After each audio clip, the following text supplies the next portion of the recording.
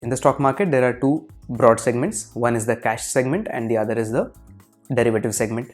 Now in the cash segment, it is like giving cash and buying a stock. It is like any other market. In any other market, you give money and that person, the shopkeeper, gives you the product that you want. So you're supposed to pay it in full. So you pay in full and you give him the cash, he gives you the product and you come home with the product. And the product is yours. Similarly, in the cash market, the product is yours and the product here is the stock of the company. So whatever shares you buy are the product here. So when you buy the stock, you pay full amount to the broker and the broker pays this amount to the exchange. The derivative segment is a hedging tool to protect investments in the cash market. But then today majority of the trading happens inside the derivative segment. Now why is derivative segment so popular? The one biggest reason behind this is they are highly leveraged instruments. For a minimum margin that you pay to your broker, you can take a huge position inside the stock market. So that is why the derivative segment is so inviting and so welcomed by all speculative traders. Now here I would suggest you to not go to the derivative segment if you are a novice trader. If you are inexperienced, please do not touch the derivative segment. Please do not touch futures and options. Please do not go there because futures and options can be extremely dangerous for people who don't know how to handle the risk.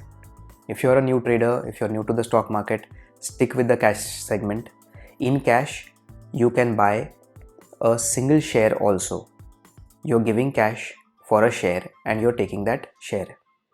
So let's say a share is for 2000 rupees. You're paying 2000 and you're getting that share, and that share is going to stay in your Demat account for a lifetime. Nobody is going to ask you to sell that share. Ensure that you do not go to the derivative segment if you don't have knowledge of that segment.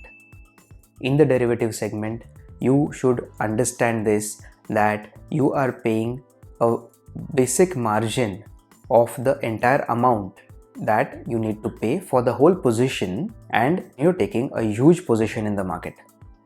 So let's say today Nifty trades at 18,000 and you want to buy a call option because your view about the market is that Nifty is going to go from 18,000 to 18,100. Now you buy a call option. Let's say you buy a 18,100 call option. So for buying that call option, you pay a premium. So whatever premium you have paid, that premium amount that you see, you have to buy it on a lot size. So in the derivative segment, you have to pay for the lot size, but initial upfront payment is just a margin of that payment. As of making this video, Nifty has a lot size of 50 and Bank Nifty has a lot size of 25. So let's say you want to take a position in Nifty and you buy one lot of Nifty inside the option segment. So you buy a call option. Now for buying the call option, you pay a premium and the exchange says, okay, give me the premium and I will give you one lot of Nifty. But when it starts to go against you, even though option buyers' risk might be limited, it is limited not to the premium you have paid. That premium has to be multiplied by the lot size. So it is going to be multiplied by 50. So let's say for calculation purposes that you paid 100 rupees premium for buying an 18,100 call option. So your vision is that the Nifty is going to rise to 18,100 or above.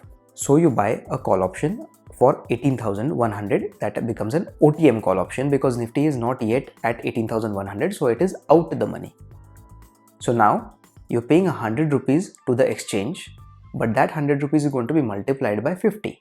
So the total amount that you're going to pay is 5,000 rupees. Now if you don't understand that the loss is not limited to 100 rupees but it is going to be 5,000 rupees, then it is going to be a dangerous situation. You must understand that the amount that you pay upfront is for the lot size, and that lot size is multiplied by the number of single units that it holds. So if you're paying for one lot, then you are paying a total amount of 5,000 rupees, and that 5,000 rupees is going to be at stake. Now let's go to the futures segment. Let's say you're bullish on Nifty and you want to buy a futures today. So in the future, you will sell the futures at a higher cost and you will pocket all that profit. So let's say for calculation purposes that it is trading at a premium of around 50 rupees. So today the spot is at 18,000. You pay a premium of 50 rupees and you buy a single lot of futures for 18,050 rupees. And your plan is to book profits when Nifty goes anywhere above 18,100. So now when you take a position in futures, you are taking a position not just for the amount that you are paying. The amount that you would be paying is, say, for one lot. Presently, whatever the margin the exchange requires according to the SEBI rules, it might be somewhere between 1 lakh and 1,50,000. So whenever you take a position, your risk is not limited to 1,50,000 rupees. You are not taking a position worth 1,50,000 rupees or a lakh of rupees.